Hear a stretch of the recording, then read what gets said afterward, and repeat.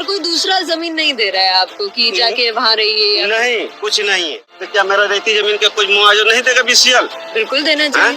घर का पैसा नहीं देगा, रहने का हमको जगह नहीं देगा कि हमको घर से बेघर करेगा। आखिर इन मासूमों की गलती क्या है जिनकी जमीनें शुरुआत से छीनी गई और यहाँ पे कोयला जो है वो धीरे धीरे निकाला गया। देश की कोयला राजधानी धनबाद में आपका स्वागत है। तो शुरू से हम लोग लड़ाई कर रहे हैं कि हम लोग कंपनसेशन कुछ दे दिया जाए। तो सरकार बदलता है फिर भी नहीं देता ना? कुछ नहीं, सरकार आता है बहुत तरह से। यहाँ हम लोग को विधायक आया, क्या का जो होता है वो लोग आया, 10 तरह का आश्वासन दिखाया, लेकिन सब फालतू ही। इस वीडियो को ध्यान से देखिएगा क्योंकि आज हम आपको झारखंड के पाताल लोक में लेके जा रहे हैं, आपको दिखाने के लिए झारखंड के धनबाद के झरिया में जो कोल माइंस है वहाँ पे कैसे आग अभी भी धधक रही है लगभग 100 सालों से।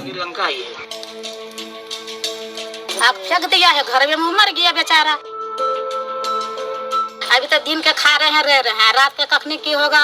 अति मट्टी कैसे होता है, मट्टी और शरीर एक हो जाता है। उसके धी बेटी की इज्जत है, हमेशा की इज्जत है ना, काय छोटा जाती है। ये ऐसे जलते जलते में टूटा है, आग जल रहा है, जहाँ तक खोखला हो रहा है वहाँ से गिर जा रहा है। झारखंड जो है कोयला समृद्ध प्रदेश है। हमारे झारखंड से उत्पाद होता है, भारत के पूरे प्रदेश में ये लगभग जाता है और इससे बिजली उत्पाद होता है और सारे घरों में ये बिजली पहुंचती है। झरिया के इस कोयले के खदान में आप देख सकते हैं कैसे यहाँ पर आग की लपटें धधक रही हैं।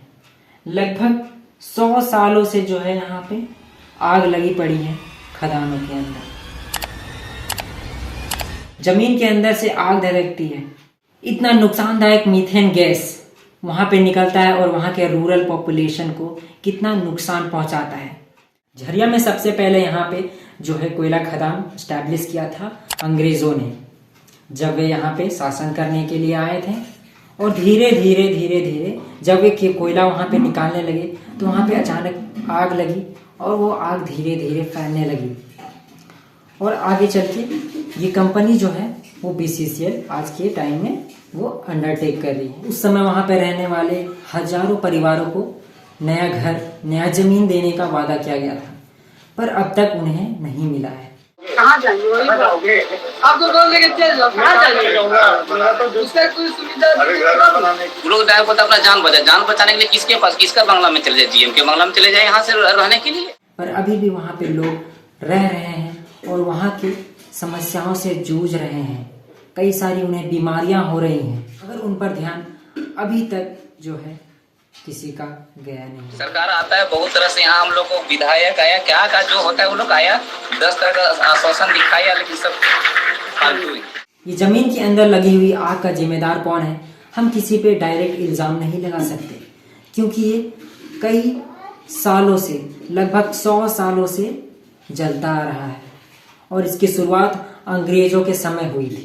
जब भी यहाँ पे बारिश होती है तो बारिश के कारण जो आग की जो गैस है वो ऊपर उठती है और यहाँ पे धुंध सा छा जाता है पूरा, और यहाँ के लोगों को बहुत ही नुकसान पहुँचता है और यहाँ के लोग कई सारे बीमारियों से ग्रसित हो रहे हैं धीरे धीरे।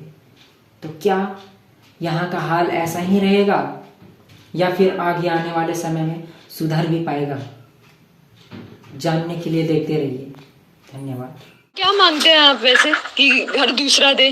तो घर रहने के लिए व्यवस्था दे, और जबकि इस जमीन जो हम लोग का बर्बादी जो हुआ, जो खेती करके जो हम लोग जीवन यापन करते थे पहले, या तो इस जमीन का पैसा दे या तो इस जमीन का एवज हमको 20 से नौकरी दे। हाँ जी, दोनों में से कुछ नहीं दे रहा, वहाँ से गिर जा रहा।